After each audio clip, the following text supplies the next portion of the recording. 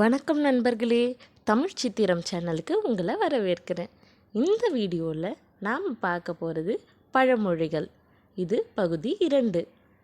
தவறாக புரிந்து கொள்ளப்பட்ட பழமொழிகளுடைய சரியான விளக்கமை இந்த வீடியோவில் பார்க்கலாம்.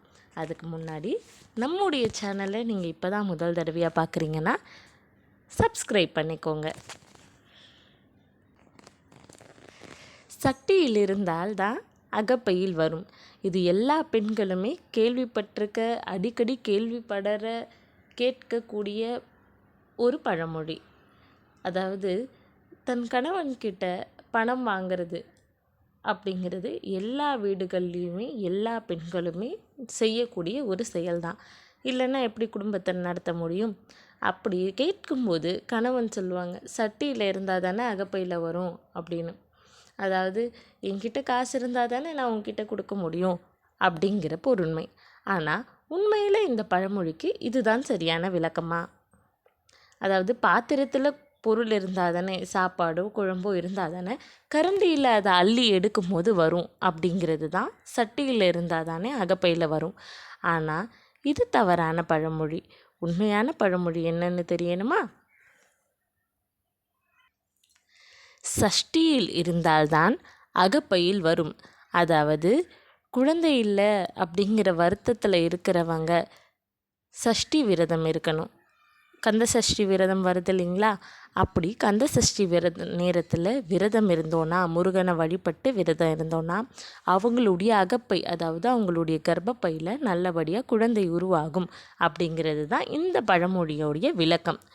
இது உண்மைதானா? இந்த சயின்டிஃபிக் உலகத்தில் டெக்னாலஜி எவ்வளவோ வளர்ந்துருச்சு. இன்னும் இந்த சஷ்டி நேரத்தில் விரதம் இருந்தால் குழந்தை வருமா அப்படிங்கிறதெல்லாம் ஆன்மீகம் சார்ந்தது, அதெல்லாம் மூட நம்பிக்கை அப்படின்னு சொல்கிறவங்களுக்கு என்னுடைய ஒரு கருத்து இது. அதாவது சஷ்டி விரதம் அப்படிங்கிறது சாதாரண விரதம் கிடையாது. சஷ்டி நேரத்தில் காலையும் மதியமும் எதுவுமே சாப்பிடாமல் விரதம் இருந்து, வெறும் தண்ணி மட்டும் குடித்து விரதம் இருந்து, மாலையில் விளக்கேற்றின பிறகு பாலும் பழமும் மட்டும் சாப்பிட்டு இருக்கிற விரதம் தான் சஷ்டி விரதம். இந்த 6 நாட்கள் முருகனுடைய திருக்கல்யாணத்தோடு சேர்த்து 7 நாட்கள் நம்ம அரிசி உணவோ வேறு எந்த உணவோ, பழம் பால் தவிர வேறு எந்த உணவும் எடுத்துக்கொள்ள மாட்டாங்க. அது அவங்களுடைய உடல்நிலையை பொறுத்து.